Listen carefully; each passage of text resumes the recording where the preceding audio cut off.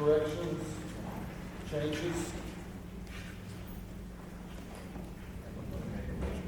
I have a motion by Commissioner Bailey, second by Commissioner Parker.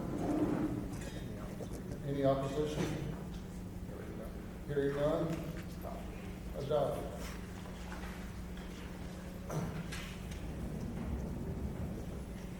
All right, the next item on our agenda, number 6, is approval of the financial statements ending June 30th, 2023.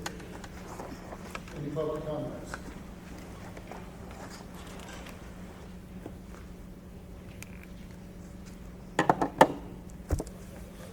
No public comments. Do I have a motion? Second. Motion by Commissioner Parker, second by Commissioner Harris. Any opposition? Hearing none, it's adopted.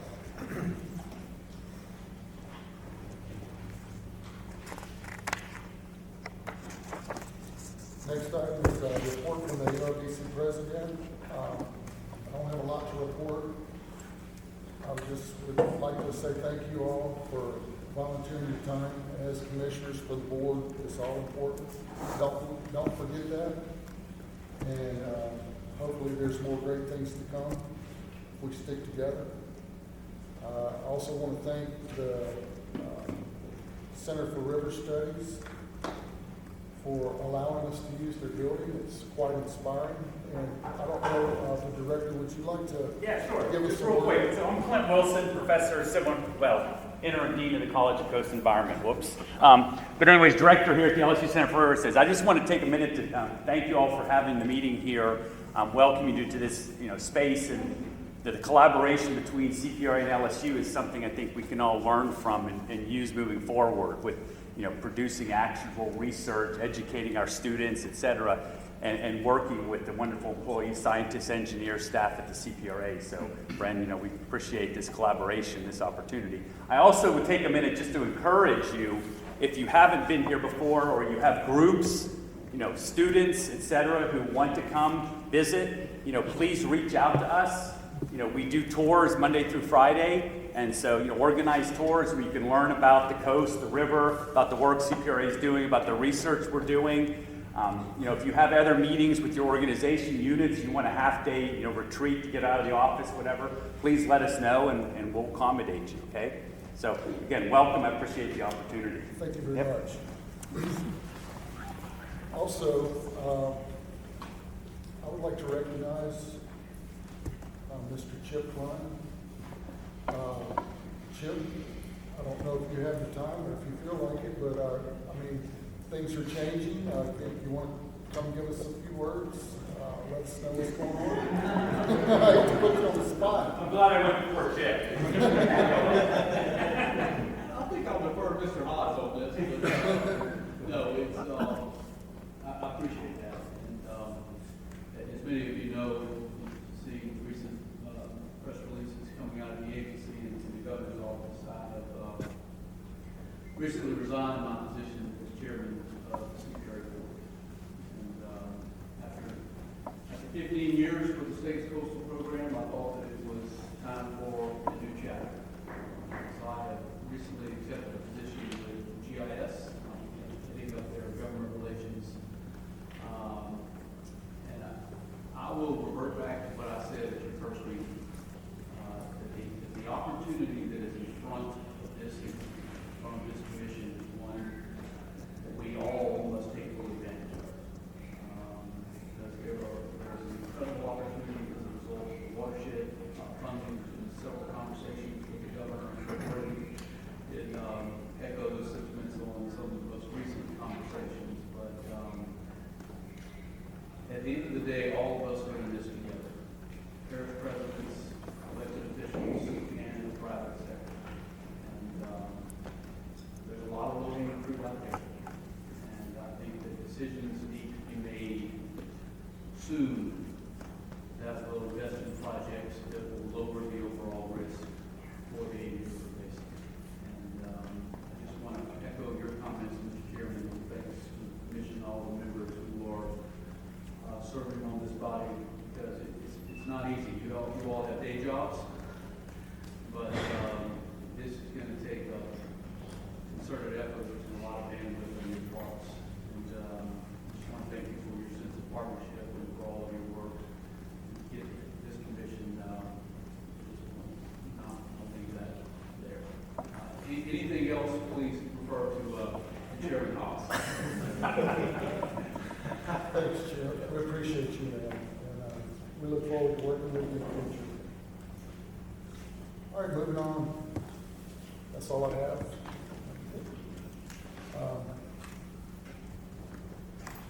Looking at our agenda, the next item is old business. Oh, I'm sorry, my bad.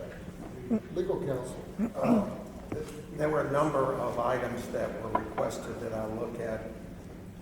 First item was what is our restrictions and what we can do as it relates to the money that we have.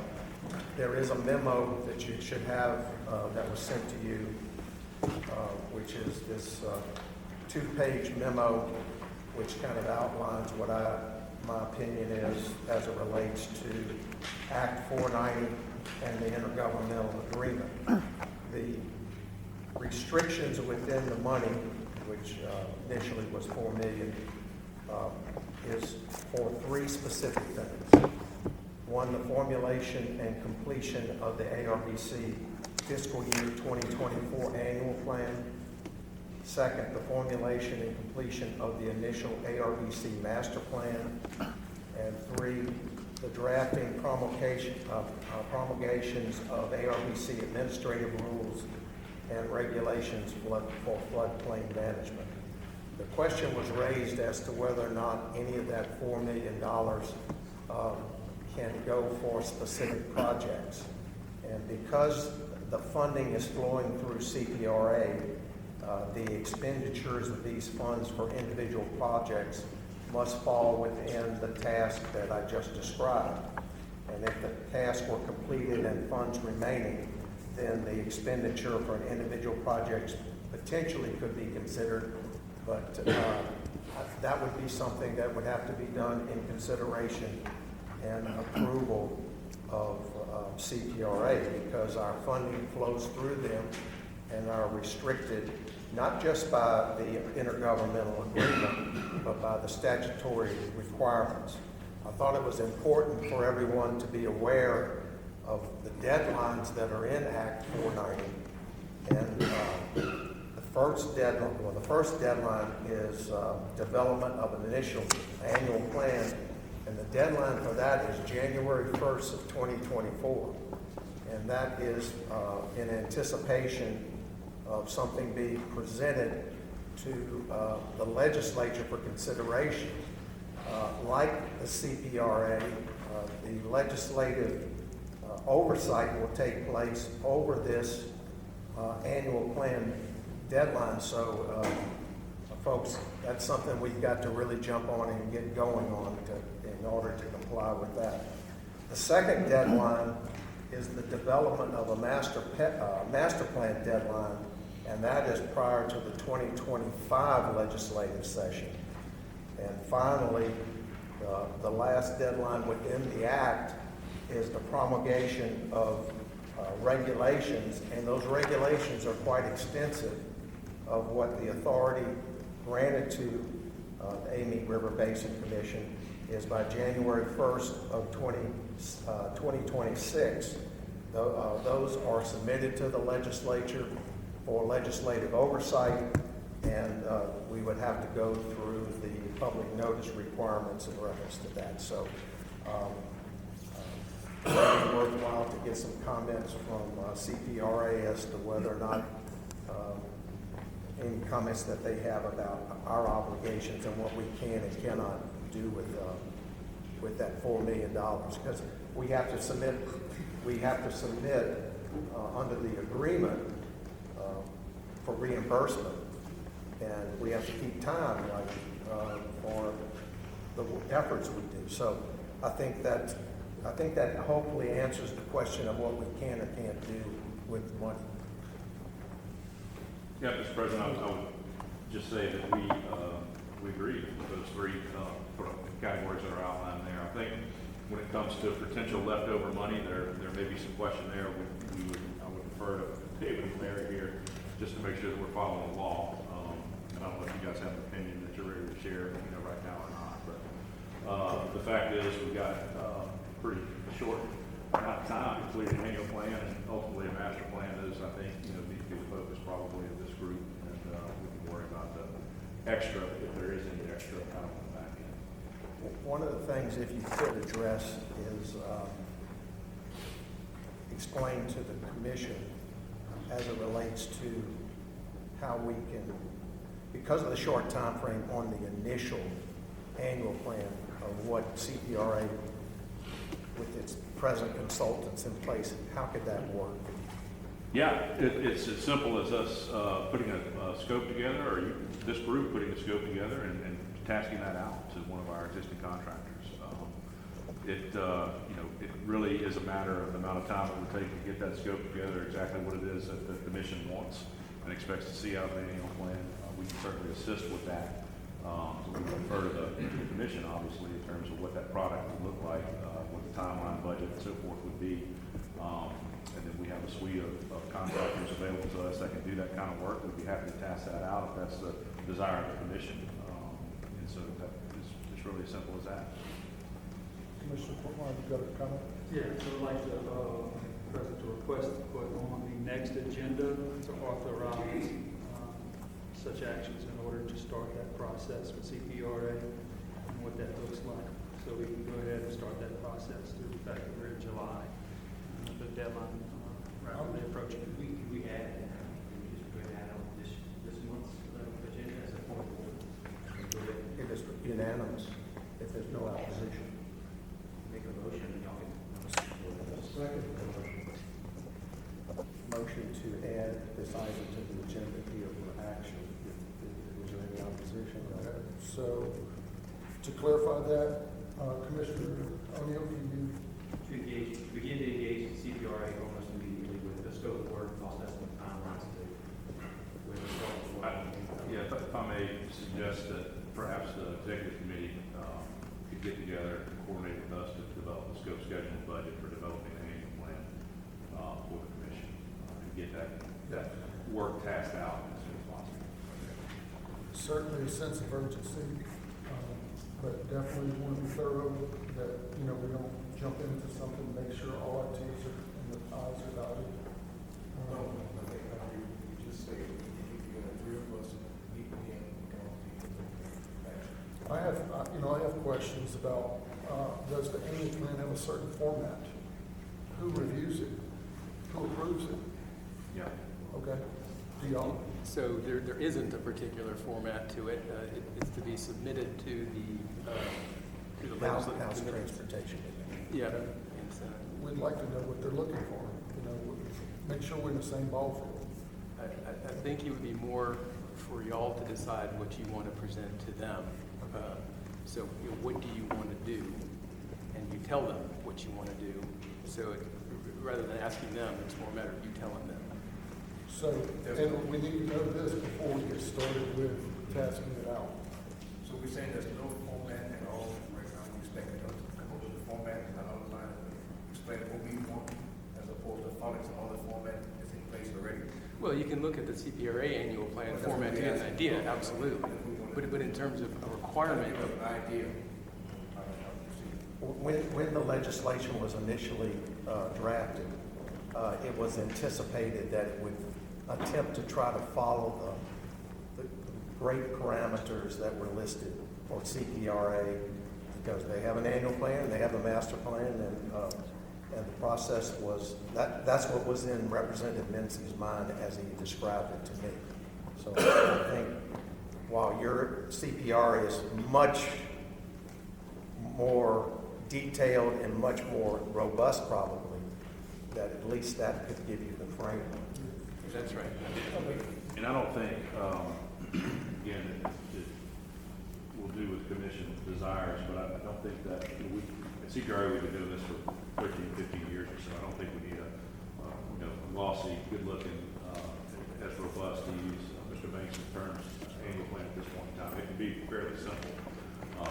You know, how much money do we expect to have for next year? What do we plan to do with it? That's the basics. So it doesn't need to be a big elaborate, good-looking policy kind of document. It just needs, it can, we can take some baby steps. As we evolve, that can grow and change in the future. So it doesn't need to be overwhelming, I guess, is my point. Any more comments? Commissioner Whitmore? So I don't want to jump the gun here because obviously the annual plan is important that we get input from everybody.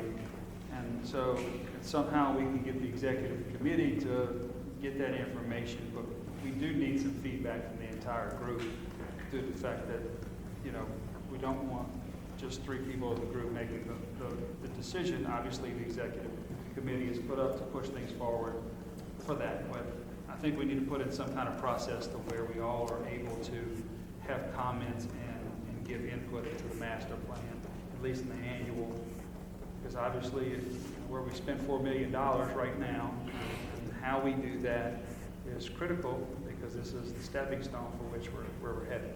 So I would like to be part of that process, and I'm sure many others here would as well. So if we can develop that, yes, I would like to me personally authorize the executive committee to start coming up with that scope, that process, deliver out all the information to all the members, therefore they have the opportunity to comment and give their input to the executive committee to put those items in there so that hopefully we have an actionable item from the group to vote on as a whole in initiating CPRA and continue to move forward with that. Commissioner, I guess my comment, is we're a new organization. I know there's a lot of things going on. Everybody has their opinions and what they want to see you have done. My question is, it's our plan, an initial annual plan. Can it be amended? Because right now, to be honest with you, I couldn't tell you everything we want to do or what our goals and objectives or how we want to do, where we want to spend that money. But everybody has a different interpretation of that. And I'm just stating it. Can it be amended if we submit something, but all of a sudden now we say, oh no, this is much better, it fits more in line with where we are. Can that be done? I'm pretty curious. And what I would say is, it's to be approved by those legislative committees, so you have to do it every year. Right. So every time you come back, you can of course do something differently. If you're going to amend the plan in between, I think you'd have to submit that to those committees for approval. That's not to say you can't do things that are beyond what's in your plan. You can. The plan is, intended to guide you and to state a floor. You can go above. Yeah, and I'm fine. I guess my point is that there's a lot of area that we want to cover, and there's a lot of points and facts that we want to make sure we try to address. And I guess sometimes you don't have all the data to make that decision. And I'd like to be able at some point, if we could, hey, now we have more information. Now this is really where that direction may need to go. But if it can't, I understand. But I also agree with Clint on it because I feel that, I would like to see how we lay this thing out and get a consensus on where the board wants to move. I'm good with that. I think once we get a format, we all get on the same page, obviously. And the first thing we can will obviously perhaps be a little broad It may be. to fill in the details. And, but ultimately, yeah, we are going to be on the same page and speaking as one. So, without question. And that's how it happened with CPRA. They didn't have the beautiful documents they've got now at the outset.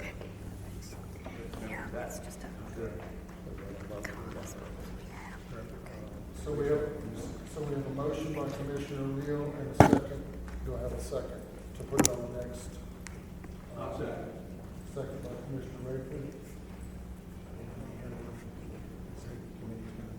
Yep, in the interim, the executive committee is going to meet to determine a format. Can we read that, what we're voting on again? We need to either amend what you kind of said, but you're saying something different than they're saying. What I was suggesting was to go ahead and engage or allow ARBC to add that to our current agenda for this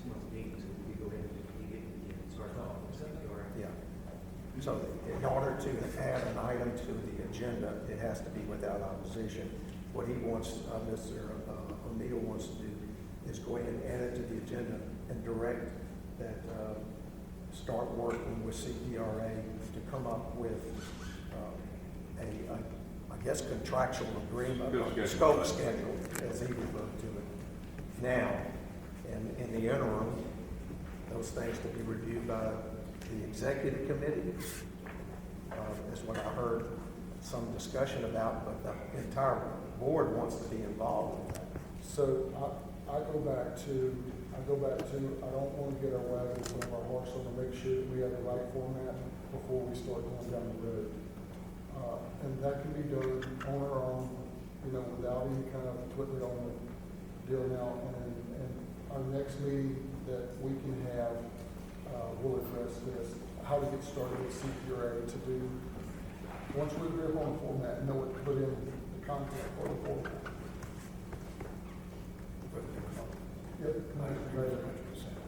We need to be with CPRA, three of us, use CPRA, so we can put together a larger list of things, so to speak, okay? A format, and at the next meeting, we can discuss and distribute that format to you guys. Everybody can chime in and elaborate on what they want to do based on the format. That make sense? Okay. Mr. Harris?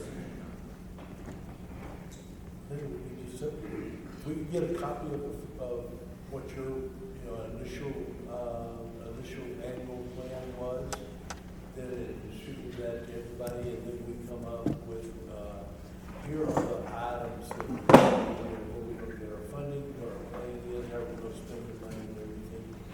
And then everybody, as we've done before, somebody have their input into it, rather than hashing us late a month and hashing all out here in a meeting. We can already start assembling everybody's input so that we've got something to go on whenever we show up here. Yeah. Yes. So, I'm a non-voting member, but I'm gonna lay my 2 cents out there on what I think we need to do as a group. We need an agenda item added to the agenda that would authorize the executive committee to work with CPRA to develop a scope schedule and budget to put an annual plan together, right, which is similar to what I think most folks are saying. I think that needs to be distributed to the commission between now and the next meeting, and there's an agenda item on the next meeting to hopefully approve or disapprove that scope schedule and budget. Then we can issue a task and begin that work. Once we do that, we're looking for only 4 months to do something. It's not going to be an elaborate, magazine quality type document. It's really just a matter of what are our revenues, what are our expenditures, and under those expenditures, what are the things that we hope to accomplish, I think, over the next year. So I think it's not as complicated maybe as some of us are thinking it might be at this point. But to me, that's the path forward. If it's the pleasure of the commission to do that. Is that clear to everyone? Any opposition? Hearing none, it's adopted. So, just to make sure somebody can summarize what you just said. Who seconded this? Gary? Bale.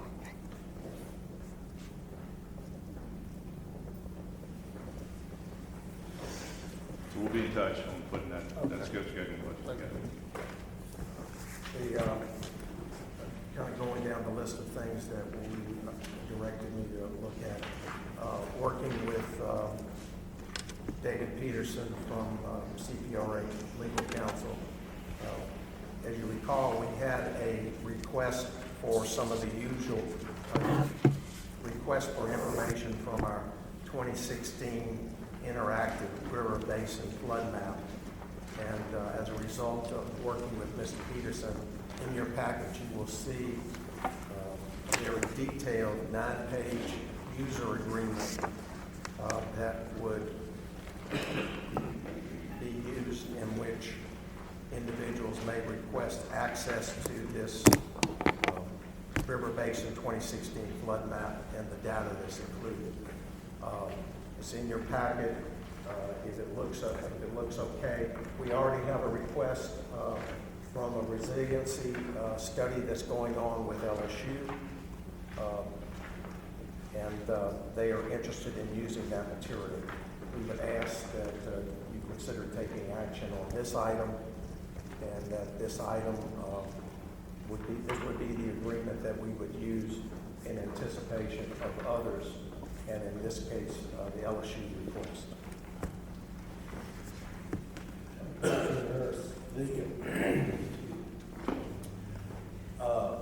Is there a disclaimer involved with that? Yes. This is the most, David Peterson does not take full credit for this. He says they're intellectual property lawyers. Took a look at this. This has it has all the bells and whistles you could ever possibly want in a document. One of the things that we had discussed initially, but I don't know that it ever happened before we made this public, there should have been a disclaimer on there. You mean on the actual site? Like on our site. There is a disclaimer on our site.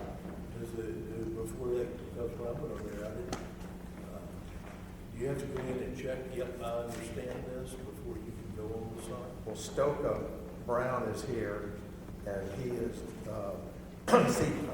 CSRS has been managing the site, and maybe he can address your question. So I think you're on the agenda there, right? Yeah, later on the agenda. We can address that whenever we come up. Before we go to that, so we have. Just make a note of that, this concern. So if the commission has any questions on it, I'll be glad to try to answer this, but I would hope that we could take action on this particular item. President, I've read the document. I'm okay with it, so I'll make a motion. Okay. I have a motion on the floor by Commissioner Parker.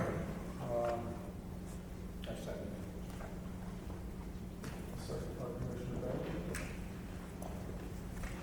Any opposition? Hearing none, it's adopted.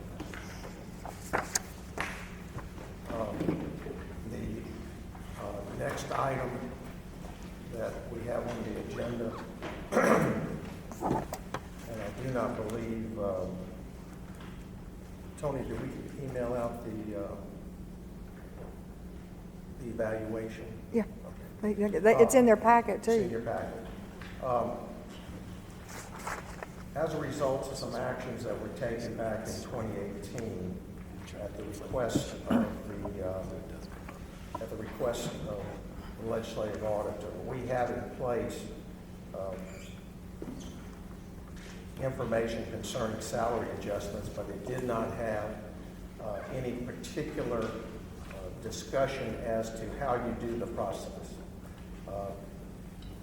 In 2018, the executive director salary raises for the executive secretary would be presented to the board for approval, but there was no specific employment evaluation.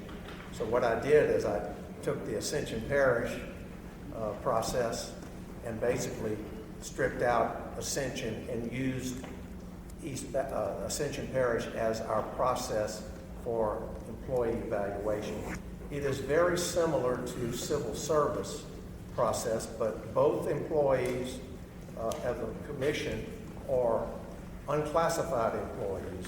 And so the reference back to certain supervisors and the process used for civil service process just didn't really work. So I thought the Ascension Parish process was robust and would work well for this commission. And I have presented in your packet if you're familiar with the civil service, it has the rating process and it goes through when the reviews take place, what happens if you don't meet certain expectations, and I think it covers all the bases in reference to that. I'll be glad to answer any questions concerning that particular process. Has everybody got a copy of this?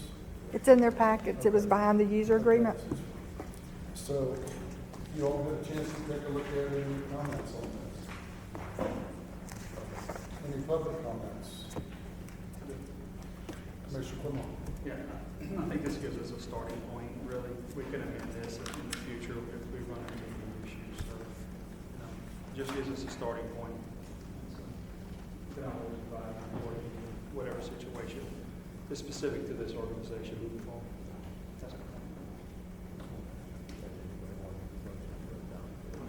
Anybody want to make a motion? Commissioner O'Neill, second by Commissioner Rayford. Any opposition? Hearing none, passes. I think, the other item that's, has kind of remained outstanding is the, procurement and RFQ, RFP process. I've worked with several of the commission members on that. In order for us to consider doing any of this work ourselves, we've got to get a process like that in place. And I hope everybody's had an opportunity to kind of look at it. There is no statutory requirements as it relates to RFQs. There is specific, which I tried to follow in reference to the other aspects of performance and evaluations of RFPs, and I'll be glad to answer any questions. That still has not been adopted one way or the other by the commission.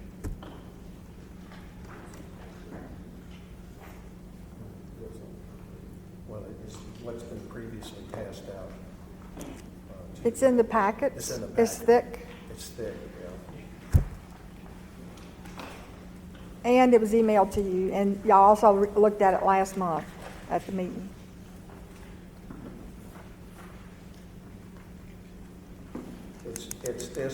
It's called Draft Procurement Rules. It's this thick packet of material, and it also has a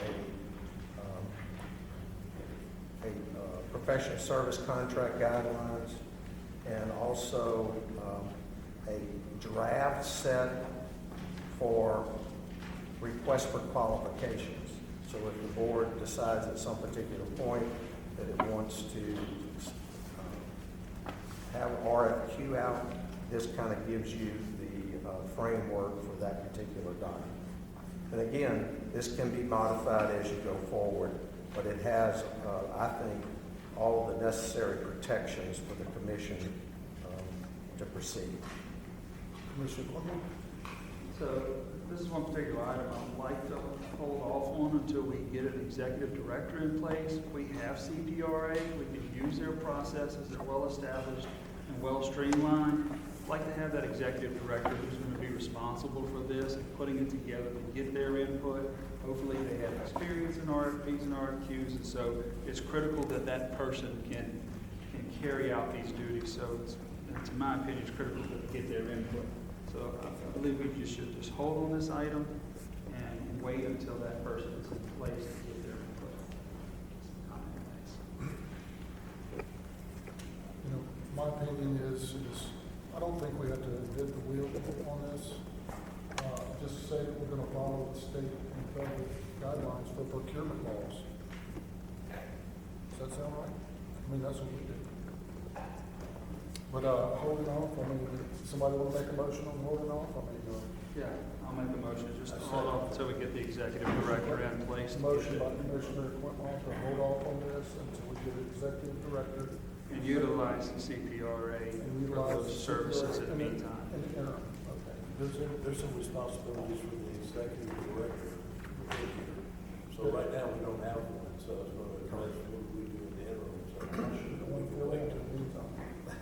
I don't know what we're going to be buying before you get here. I agree. So I got a second by Commissioner Harris. Any opposition to this? Hearing none. Just restate what is that exactly is gonna say, which is gonna use CPRA and the state guidelines until we get an executive. Larry, you want to restate that? Or What? Mr. Quitman? I think his motion is that delay action on this until we get a executive director in place. And to the extent that we need to do something, we can, through our intergovernmental agreement, have CPRA provide that assistance. Because there's content in this packet as it's written that has responsibilities for the executive director. And in the absence of, it's been falling on us. So, yeah, let's hold off on that. Point of information. Larry. So just generally, the services available from CPRA are those three things that are provided for under the IGA. So if there's some other thing, unless it can fit within those purposes of the 4 million, you can't get it from CPRA. Now, I think you're right, there's nothing that's to be procured in the next couple of weeks. So I certainly don't see any problem with holding off on it. Just want to make sure everybody understood CPRA is not an all-purpose contractor source for ARVC. Yes. So we're only talking about initiating the annual master plan and doing that proposal through y'all. So obviously, in doing that, that then for establishes what we're going to do. In the meantime, we get the executive director in place, be able to have those conversations of their duties and expectations based on RFP and RFQs. So yeah, it's minimal, right? It's just that once it fits into that parameter, which we need your opinion that it does, then we can move forward. Absolutely. Commissioner Dufresne, did that help out a little bit? Yeah. Okay. So, any opposition?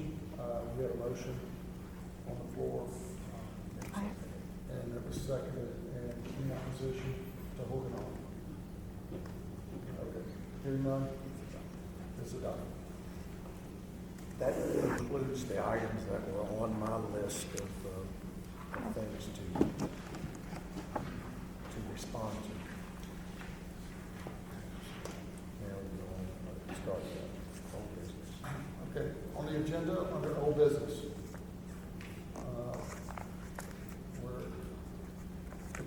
we invited Mr. Pat Forbes from the Office of Community Development to come speak on behalf of the Louisiana Watershed Initiative. I think Brandon suggested that he might come and might benefit us. Yeah, there were a lot of questions at the last meeting that I was unable to address, and so I suggested it might be a good idea to have Pat attend and address some of that. So I think I've seen that here. I haven't seen Pat today. All right. Moving on to the next item. Did you hear from Tony? No, I thought you told me you had reached out to him. no, you said you were. Okay.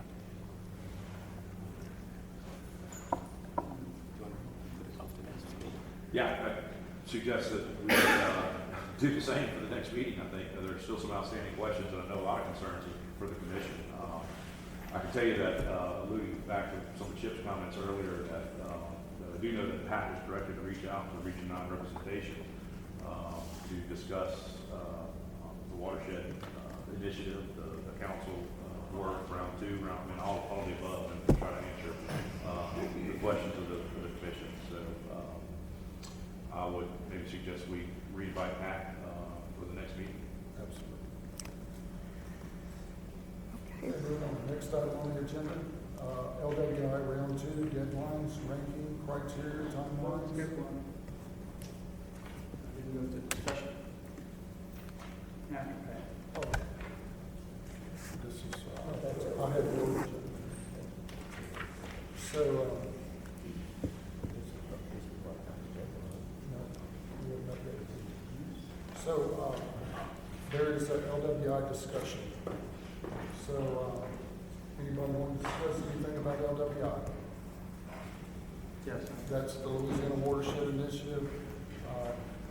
Just general discussion, in the absence of Pat not being here. Perhaps there's some things we can discuss or not. So, Mr. Whitman. yes. So I'm just going to state some concerns that I have in relationship to how we approach the end of the funding and projects in LWI. So I can only tell you what I hear through hearsay and from what has been presented to me. So let me start with, I'm not sure that I know how much money is left in LWI for projects. And when I look at the breakdown of the CDE MIT funding, so local and regional watershed projects and programs, $570 million. State projects and programs, which I'm not sure that exact definition. Does that include projects as well? Just the state does them? That's $327 million. So you can add those two up and figure that's the bulk of the money. The first part is 47% to 27%. Non-federal cost share, which is part of one of Ascension's projects, was to move it from the 2.5 million allocation over to that, so that the match would be covered. So that program has 96 million, really 97 if we round up. Now, watershed monitoring and mapping and modeling, which is studies, that's not projects, it's just studies, is $145 million. That represents 12%. Administrative costs, I'm assuming that's the state government, their administrative costs, is 48 million, 48.5. And then watershed policy planning and local capacity assistance, I'm not really, maybe that's assisting in design, I'm not really sure. All of what that covers, that's 24 million, which supposedly equals up to the total allocation of $1.23 billion at 100% capacity. It's on page 52 of the action plan. So I don't know what's left after round 2 of what money is available for projects that don't qualify for LMI, but associated with LMI some kind of way, right? And I guess my concern is, as we reach the end here, when you look at the 3 most impacted parishes, which is the same 3 impacted parishes in 1983. It's exact, except Livingston was on top of EBR and the ranking order of the most impacted. 2016 flood in August, because this document refers to both the March and the August flood. And that's how Ouachita and LaSalle and all the rest of them got thrown in when we focus on August flood as being the most devastating flood. They consider the March flood of that. That's how this top 10 parishes seems to got put together, right? But when you look at the structures, and this is just the structures, this is not businesses, this is not people out of work, this is not the overall impact, because when you add all that up, it's over $3 billion. But EBR had 36,938 households damaged. Livingston had 21,243. Ascension had 7,963. And then to the next, 83. So, and then 77, and Catawba 75, and Franklin 65, and Red River 49. I mean, it's staggering to look at the impacts on the 3 parishes from this flood. I mean, it's just 1,000% lopsided. It's EBR, Livingston, and Ascension, and the surrounding parishes. I don't know how they didn't get added in, Iberville and St. James. Again, I don't really know how they did get added into this, but nonetheless, just like 83. And you go back to the articles in 83, you read it, and they say, this is going to happen again. Well, what did we do from 83 to 2016 to prevent it from happening again? And what are we doing now to prevent it from happening again?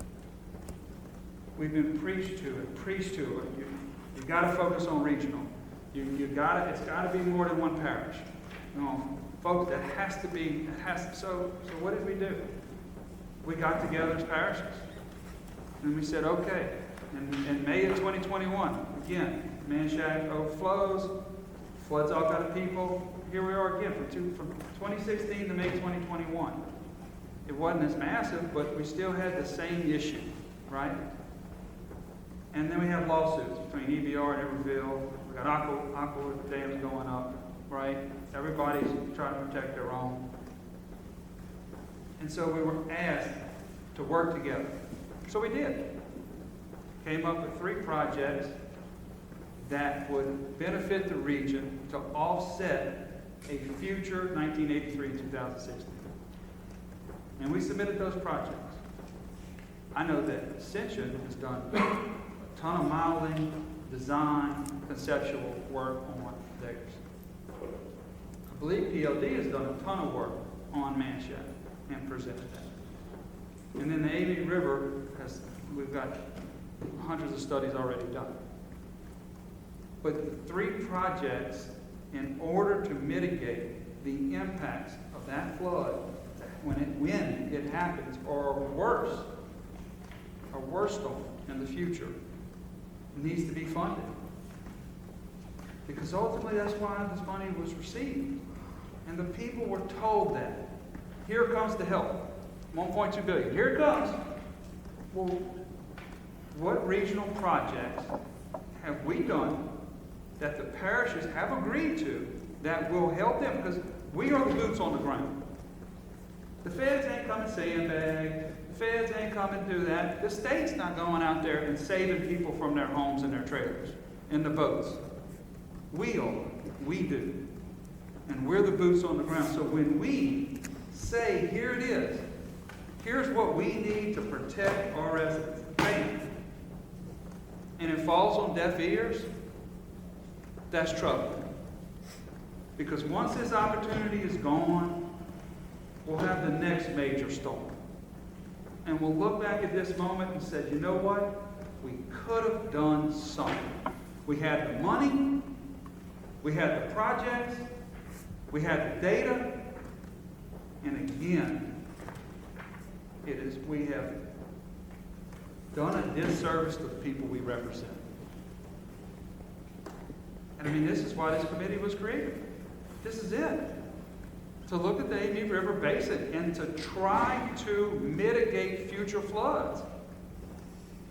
So take out round 2, 100 million. So how much is left? I think around 150 million. I mean, if we do the math and we add it all up, but I don't know what was really spent out of the 1.23. I can't tell you out of all those things I described, all those hundreds of millions of dollars, where it's gone. And when you look at projects in Region 9, they have no regional aspect to them at all. None. Zero. They do absolutely no mitigation to prevent this from happening again. And there's projects that are awarded. It's right there. So, whoever's listening at the state, whoever's making these decisions, do not miss another opportunity to allow these parishes that agree that we have what it takes to solve this problem and mitigate this and save people's lives and people's homes. Do not miss this opportunity in allowing us to do that. Because it'll be a crying shame. And shame on us. Shame on us if we miss this opportunity. Thank you, Chair.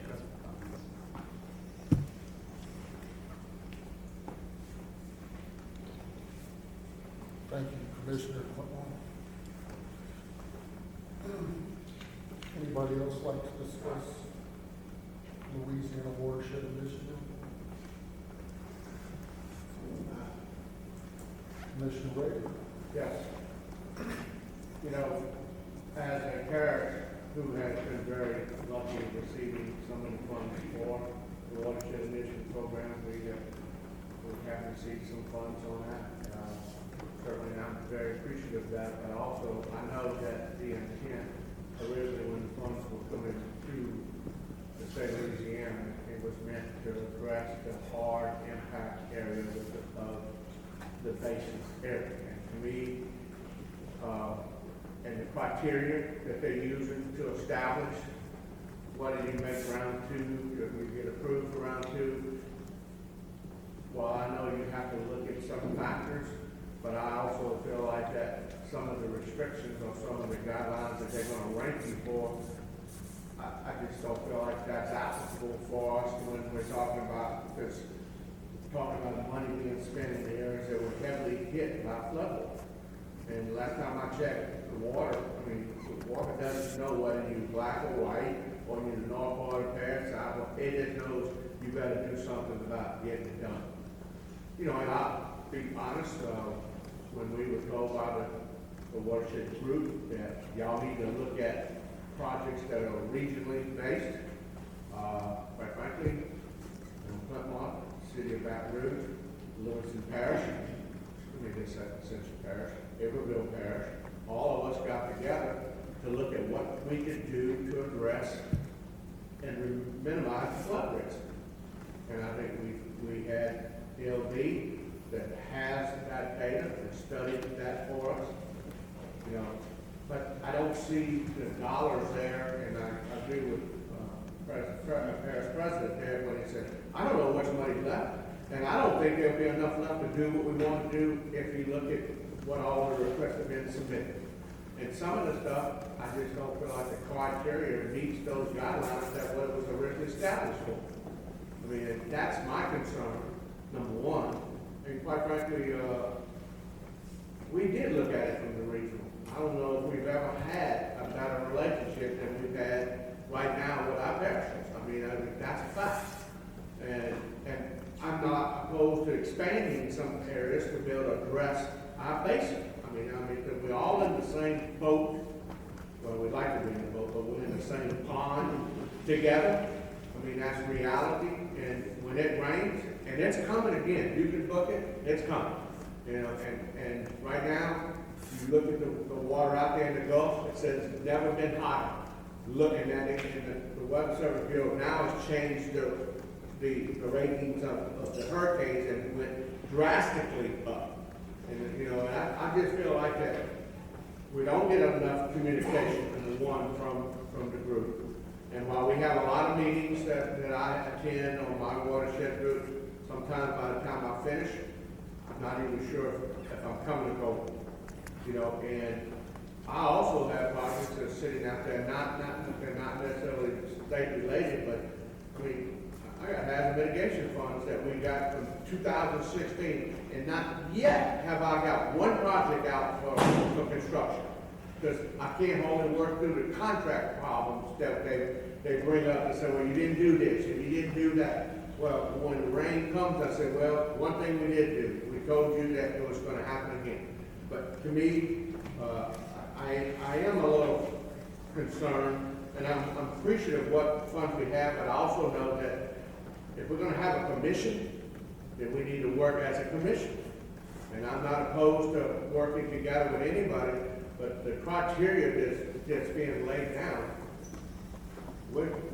there are areas that fit it, but it doesn't necessarily mean that we're going to get the funds that need to be addressed. In fact, particularly in areas that struggle every time it rains. You know, and I assure you,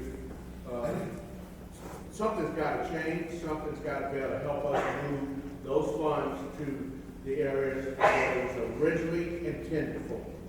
You know, and I'm not opposed to the governor looking at watershed initiatives throughout the state of Louisiana. It makes sense to do that. I agree, 100%.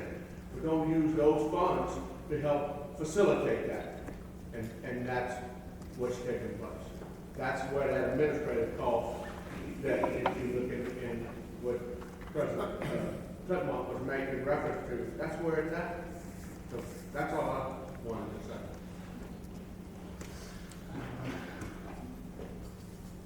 A little bit.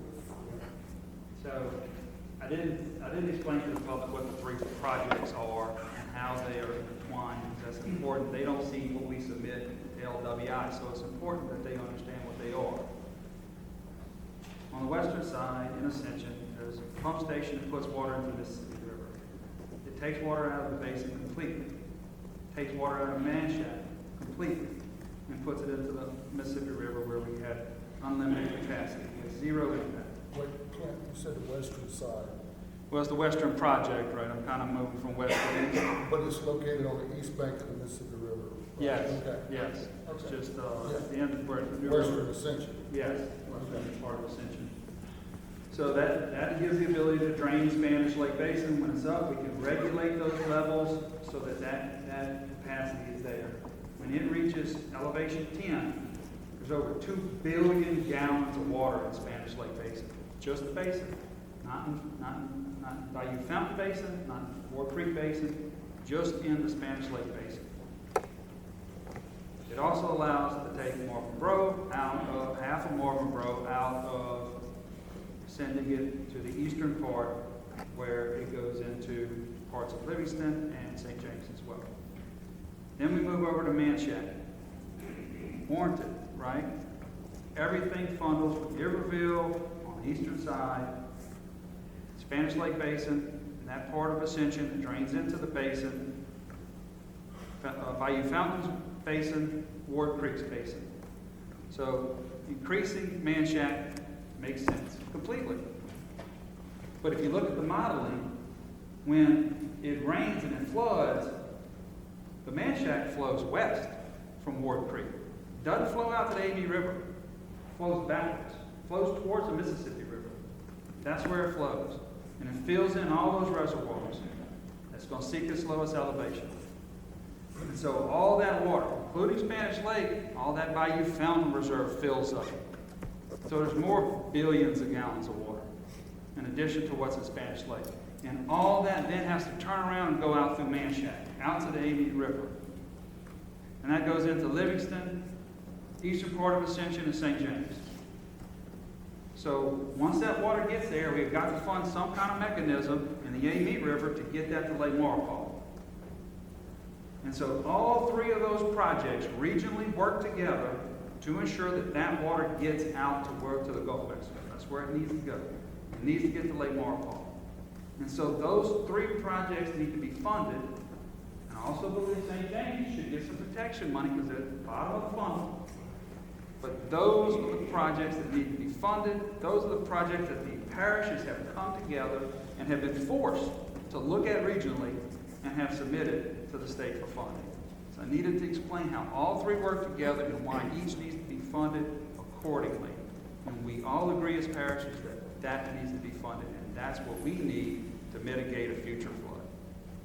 Thank you for giving me the opportunity to explain that. I would like to say that I'm very familiar with the HUD rules and regs, the Federal Register, that the Louisiana Watershed Initiative master plan is supposed to follow, and the master plan itself.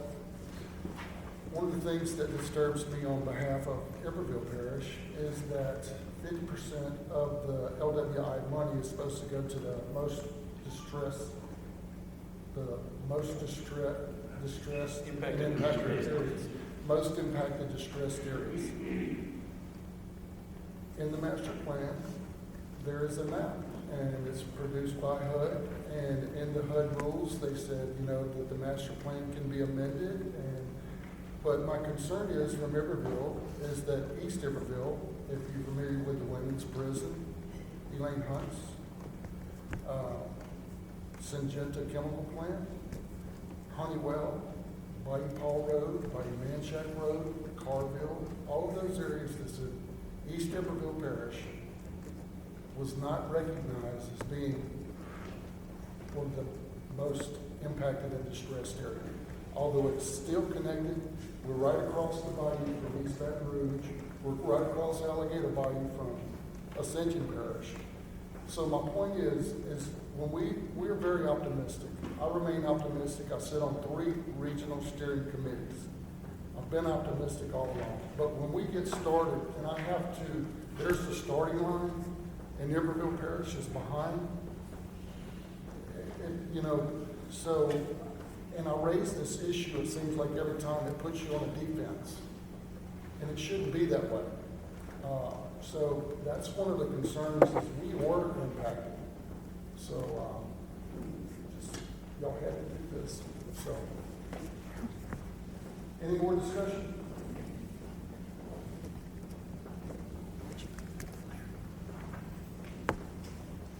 All right. Moving on to our next item on the agenda. Under old business, LWI Round 2 deadlines, ranking criteria, timelines, Region 9 Steering Committee. I can talk on this. We were supposed to receive the project list from LWI this past Friday. That didn't happen, they pushed back the date. And the projects that you're going to receive are projects that were deemed eligible based on LWI. That's going to come to the Regional Steering Committee to rank.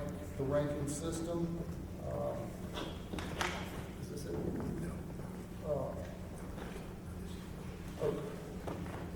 The ranking system will send out an email of the ranking system, high, medium, and low. So we rank those projects on the list of projects that were given to us out of all of the pool of projects that was submitted from Region 9 that was selected by LWI. We're going to rank those projects. It's a narrow list. There's a lot in East Baton Rouge and Ascension. So we're going to do that as soon as we receive those projects from LWI. July 13th. July 13th. And the deadline is August 10th as of now. They haven't changed it. So we're supposed to rank these projects at our meeting, and that kind of jams us up for our next meeting. August 8th. So that's close. August 8th is next meeting. Yes. And the deadline's August 10th. And what I was told by a man named David at LWI, that y'all can like do this in advance, decide what you're gonna do, and then at the August 8th meeting, go ahead and vote. So you need to know in advance pretty much what you're gonna rank, how you're gonna rank them. Yep. So we're gonna make sure that everyone has a fresh look at the list of projects and the criteria to rank the projects. Where we can do that, we might have to do it on our own and submit that. Tony, you can collect that and we'll be ready to go. As soon as I receive everything, I'll get it to y'all. Any comments on that?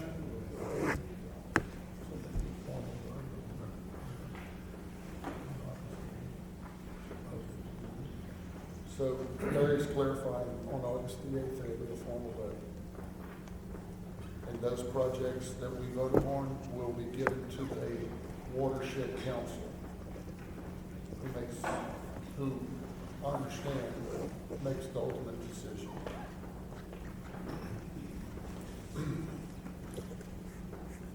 Any comments?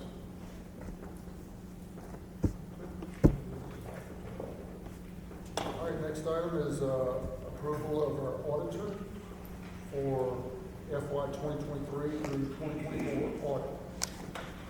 So if y'all, In your packet, in the there's packet, this summary done by Tony. Tony pulled together a list of the auditors that we received that are considering provide their services for us. Have you all had a chance to take a look at that?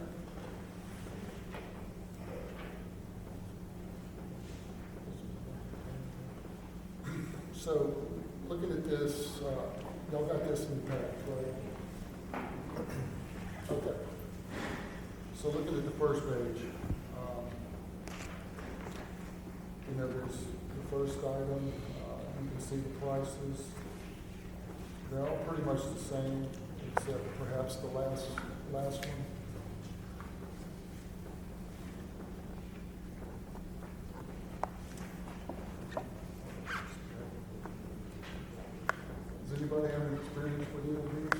I just have one point of clarification.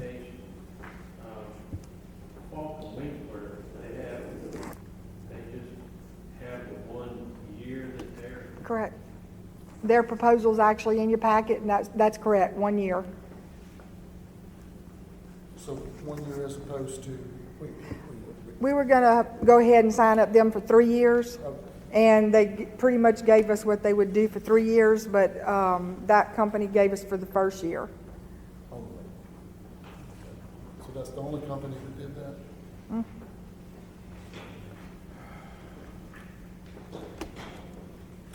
Commissioner Clinton? Yeah, I have experience with Diaz and Falk and Winkler, both are pretty exceptional firms. That's my comments. Diaz, Dupree, Ruiz, and Falk and Winkler are both great firms. I know their work specifically, and so they both do good work. Serving in this position, I've come to learn just how much work that Tony does, our executive secretary does. It's very overlooked, and we're very blessed that she has that type of institutional knowledge, that she's been doing this for a long time. If it's any way possible, maybe, and the amount of documents that she prepares, that has to be prepared for an auditor is just unbelievable. So my opinion is, if there's somebody that maybe she feels comfortable with, not without any bias, Tony, I mean, is. Diaz and Dupree, if y'all don't, would take that, if y'all would take that into consideration. I've worked with them, and they're excellent company. No, Diaz, Dupree, and Ruiz. You were Huh? city, right? When you had Yes. the village. Yes. So she has worked with them when she was mayor of French Southern, so that's her knowledge and reference. They were originally with Postlewaite and Netterville, and they broke off in 2016 and formed their own company. And they do a lot of municipal audits and sheriff's audits. And I've worked with them, so they're really good, and I appreciate it if you consider it. Well, the price looks comparable to the others, so I'll make a motion to go with Diaz. And there's no further discussion. And public comment. Any other comments, suggestions? I have a motion by Commissioner Bailey and a second by Commissioner Dufresne. Any opposition? Hearing none? Diaz. Thank you. Thank you, John.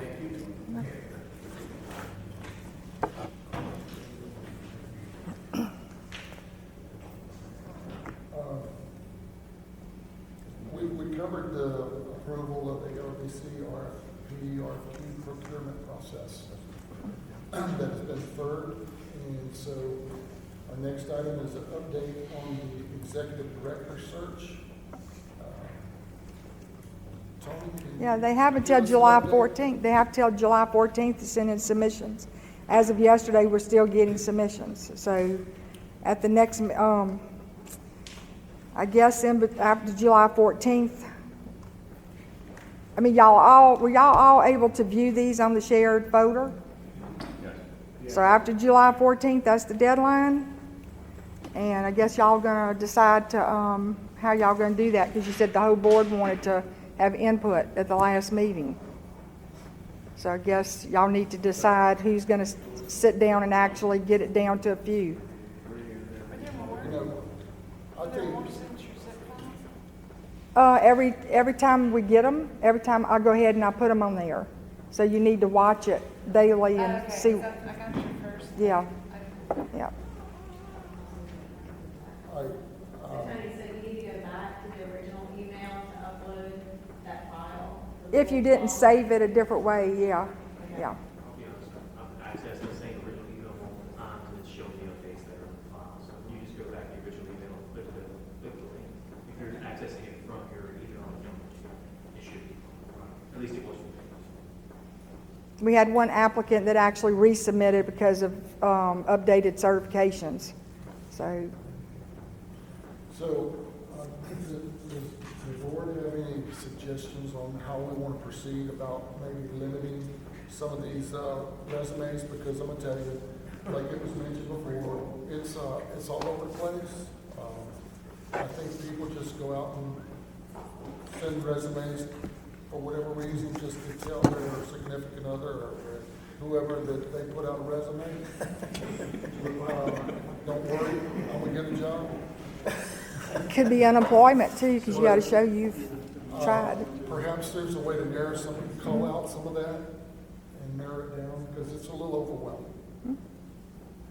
Another fellow commissioner of mine was having a discussion about this earlier this morning, and I think that you probably do a lot of that culling, as you call it. I just look at the references or the requirements or the skill sets on their resumes, and we just need somebody. We need somebody to go through that list to make those calls based on references and whatnot. And so I'm happy to do that first call, so that I think Jack's commented at the previous meeting, so people were applying from Sunglasses.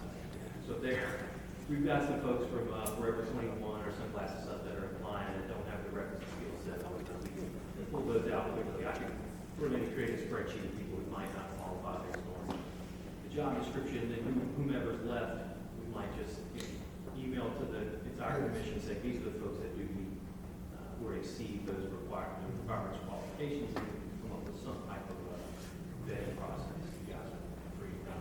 Yep, that sounds the most transparent and fair way, and totally objective, is to make it obvious. And, yeah, that sounds good. And if you want to take that initiative, we appreciate it. And then if any of you happen to see that he's left somebody out that you think qualified, all you gotta do is say so, and, right? Yes, And for the record, I don't mean any disrespect to Sunglasses Hut or Forever 21. You got that on your resume. Won't automatically scroll. Clint. I just want to thank Gary for doing all that work, because I looked at it and I'm like, good job. So, yeah, thank you, Gary, for that initial call, because it's a thank time. Appreciate it. We followed him for a while when he first started. That's what we're trying to protect you from. I've got an airplane flight Wednesday, so I should be able to. Well, and at some point, if we don't, I know we came up with the initial job description, we were looking for a uniform, but I've yet to see a cow. So we might need to start looking at, well, what we do in the interim. If we don't get a qualified applicant, it's not going to be, well, we've got to take one of these. This is what we have to choose from. That's not the case. Is there any more discussion? I've looked through several of them myself. I do think that, as we've talked about, there's a lot of chat, but there's also some weeding here. I would absolutely think there's some excellent applicants that are maybe scattered and or littered throughout that half 100 that I think we have. I do think there's some interesting resumes in Yeah, there. so that's why we're gonna call them down and put that out there for everybody to make their own decision. And once we narrow them down, then we're gonna have to decide upon an interview process. So. All right. Thanks for the list, Tony. You Welcome. summarized it in that Yeah. Excel file. That was I appreciate the fact that 350 then on that list. Thank you. There will be an update this afternoon, so you might wanna wait until I get that updated. Yeah, some came in yesterday evening. In the folder that just summarizes all the applicants, so you don't have to go in and look there. If you see somebody directly, you can just go, super useful. Thank you. Welcome.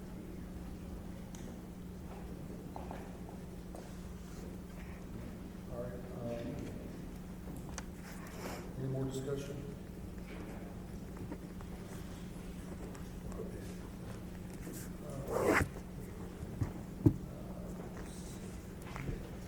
Okay, we discussed reviewing and analyze the uses of the master plan funding from that one Saturday.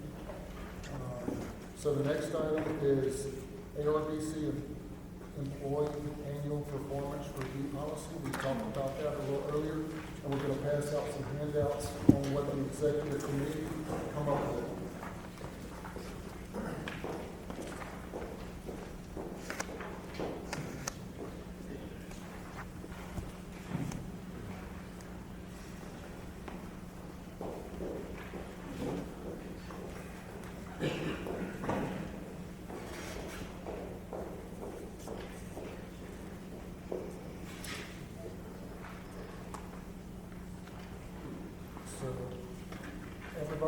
copy?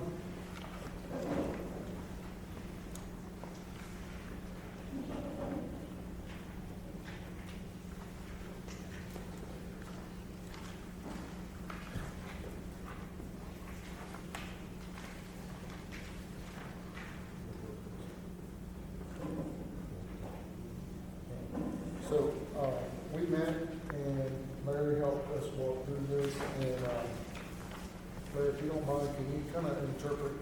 Let me give you Exactly. a little background.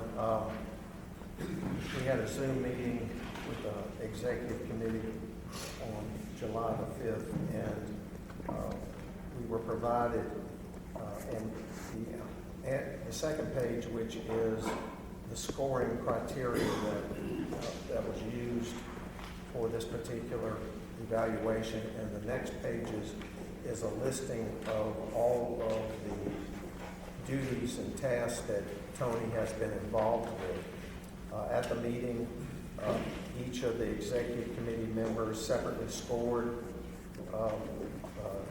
Tony in reference to this, and the last evaluation was done on July 1st of 2022, and her current salary is $63,664, and after discussions and review of the annual work performance evaluation, the executive committee recommended a 7% raise. The normal merit raise of 4% was determined that because of her additional duties, because of things that she's additionally taken on, that the 4% would be insufficient. And that was the recommendation to the board. Okay, Commissioner Brown. I'd like to make a motion to give Tony the 7% raise. She deserves it. Appreciate everything she does. I appreciate it. Second. And, you know, just take a look at this table. It doesn't capture half of it. So I got a motion by Commissioner Whitmore, second by Commissioner Bailey.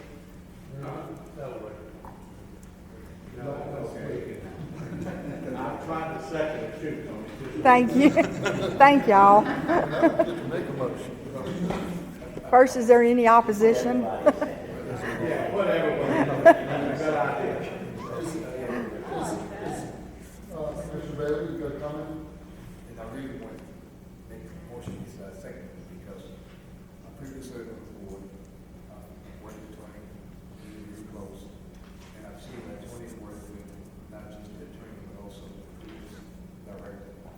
And some of the duties that the director was supposed to do, she was actually doing the co-working with the attorney. Task, this is going exponentially. And he deserved more than that, but I know because the guidelines must follow, so we follow the guidelines of 7%. And I totally agree with it, because again, Tony has been exceptional. Thank you. Commissioner Ware? Just one comment, I was looking at the ranking, and, you know, the only thing I know is just part of it, those little X's should have been big X's, okay? And so, Yes. Any public comments? Any opposition to our motions? Okay, hearing none. It's adopted. Thank y'all. Well, thank you, Tony. thank you.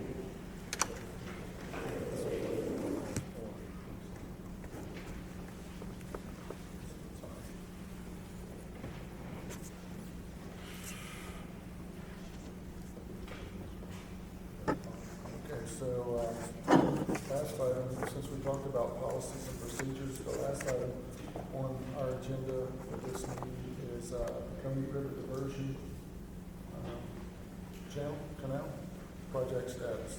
In your packet, there is this Comey Zoom meeting that takes place. It was being, when we had our meeting scheduled, I think on the third Tuesday, Yeah. it was at the same time. But this was a meeting that took place. They are still acquiring property for the Brooks Lake is still under appraisal. There's some changes in some guidelines from DOTD concerning utility relocations, and this is talking about the bridge status. There was a item that we received from Florida Gas describing the process that they are moving forward, but it looks like that will be a number of months before any activity is actually completed with Florida Gas. We received one of the notices as a property owner along the canal, so that's going on. In addition to this report, you will see the status of the very different reaches of the canal and what the status of those. And also, separately, there's utility relocation, and almost all of the utility relocation has now been completed. But we continue to participate in that monthly Zoom meeting. I'm glad to answer any questions any person may have about that. Larry, is there any updates on the funding? I mean, I've seen a couple of news articles. Is there any, something that we don't know, or are we still at the same point that we were before? There's plenty that we don't know. Okay. Garrett Graves feels very confident that he can get the remaining of the money through different sources, but we really have to thank him for his diligent work in reference to that. But right now, it's twice as expensive as they estimated when they made the determination it would be fully federally funded.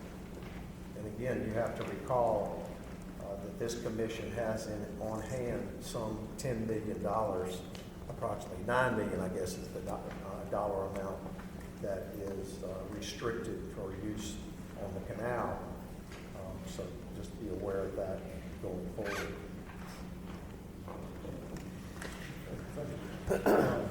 Any comments or questions on that? Public comments? Commissioner, Just a second, Mr. Mason's comments. I don't know who saw, or if anybody saw the testimony of General Graham, the Assistant Secretary of the Army, Connor, before Garrett's committee a few weeks ago, but he very much pinned them down and committing to finding the funding and to finish this project. So they're on the record before Congress saying that they're going to get this done. Again. excellent. Can you send those notifications that Zoom call out? Surely. To the commission? Our office has continued to monitor this, but I'll send out a request. It's Ms. Brignac from DOTD, and I'll see that the board commission members get the link. Do y'all also want me to send you these reports every month? Because we're going to have another one next week. Okay. All right. Can you do that, John? Mhm. Okay. That'll help. Okay. All right. Under new business, we got Stoker Brown here with CSRS. Would you want to talk a little bit about what you got going on? Sure. I guess I'll just keep up. So this is in regards to the ARBC flood inundation online web viewer. We were under contract last year with ARBC to create an online map to present the information that was generated from Bob Jacobson's study. And we did that. The online map's there. If you hadn't seen it, you really should. It's accessible through the Amy River Basin website. It's one of the links on the main page. I'm here today because it's up for the annual license renewal to keep that map online and accessible to the public. The online license is $2,300 annually, and the estimated data storage, because that data is stored online, is $500 a year. That storage can go up if you want to put more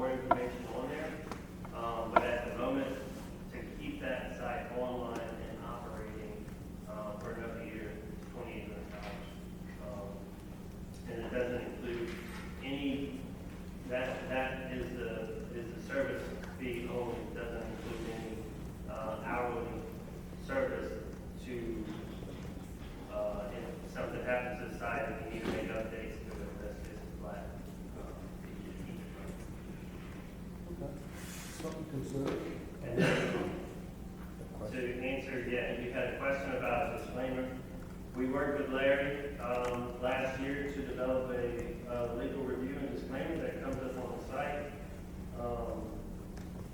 I can read it now if you want. And then there's a checkbox that says you agree. So to it the won't- terms so and it won't let conditions you go before you forward? get on the site. So it won't But- let you go forward until you click the box? Correct. Okay. But also, you can't download any data from the site. You can only view the information. So what y'all passed earlier was a release form to actually physically get data for somebody else to actually use and process and do what they want. For the online site is only to view the information, not actually physically download and have the information.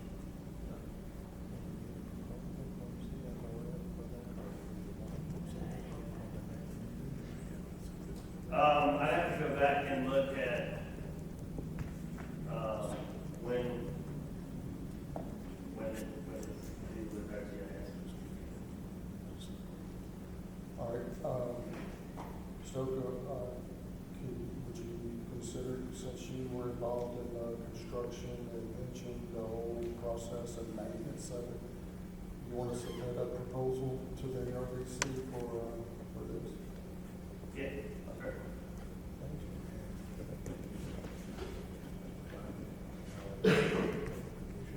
When does it expire?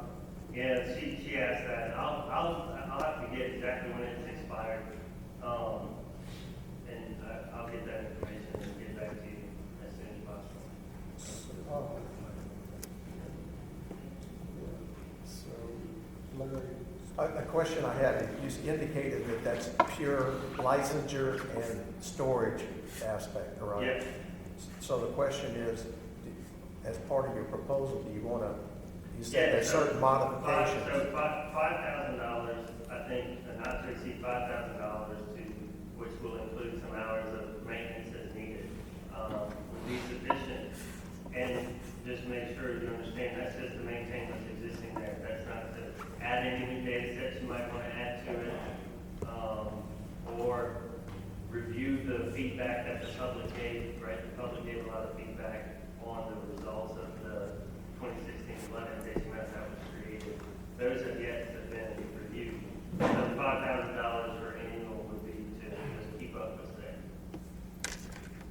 Does that include making the modification public, was it, or excludes? No, that excludes that.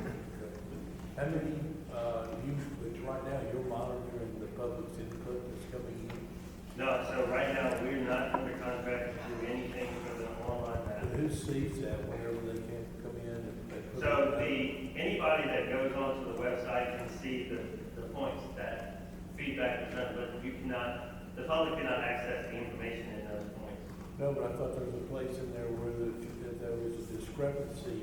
There was. Right, they can input that discrepancy, but it doesn't, somebody change. else can't see it publicly. Right. But on the back end, through the geo database, we can view that information, and the idea is to go back and look at that information to see where it may potentially be off and make another iteration of corrections.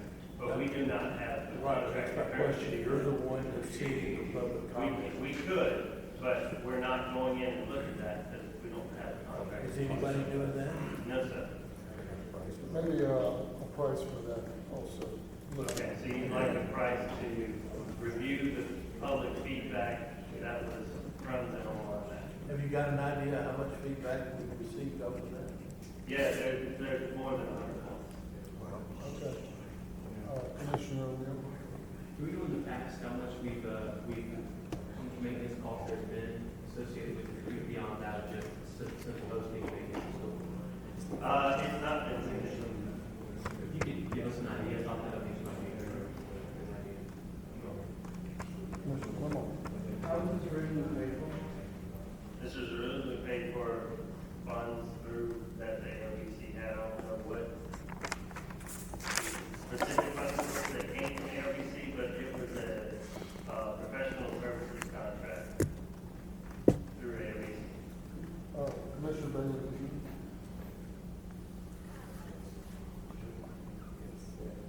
Was that a road Oh,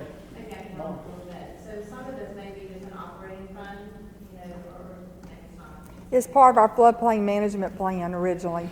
So she's paid it out of that, but I mean, that would be something that your executive director within the report would then, I would think, report to all of you would be like the annual fees and stuff that are allocated, whether it be for the agency itself or for licenses like this.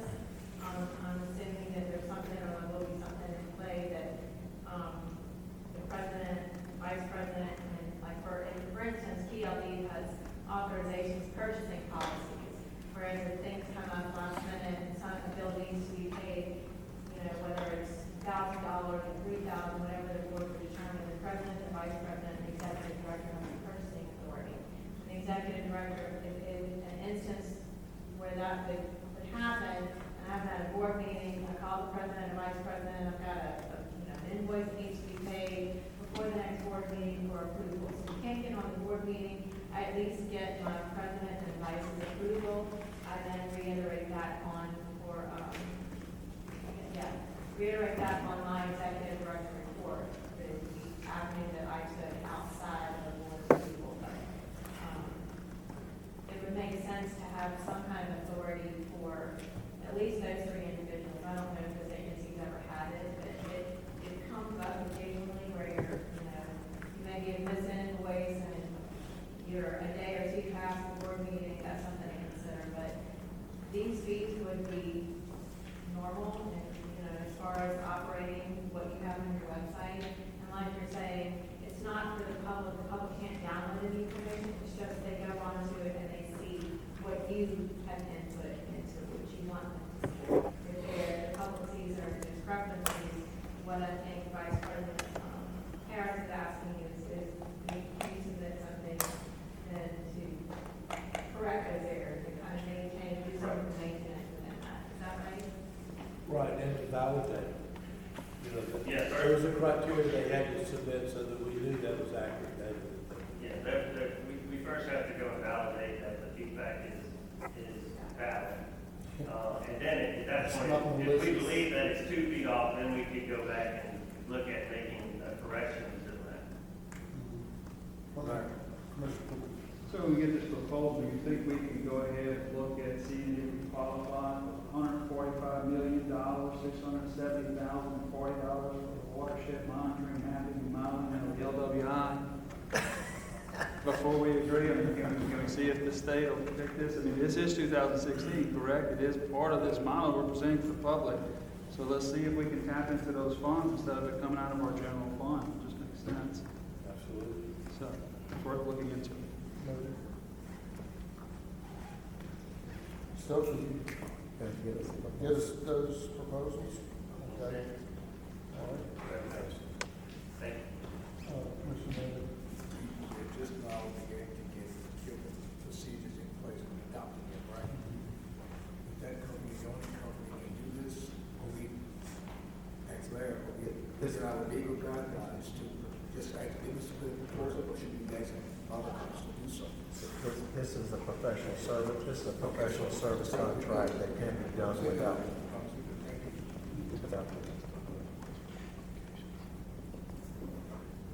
Any more discussions?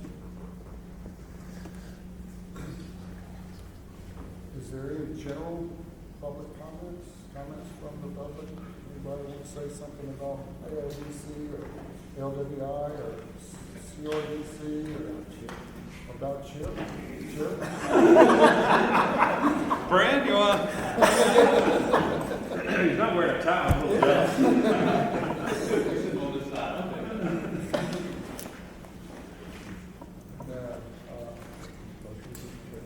Can I get a motion to adjourn? Commissioner O'Neill, second by Commissioner Ray.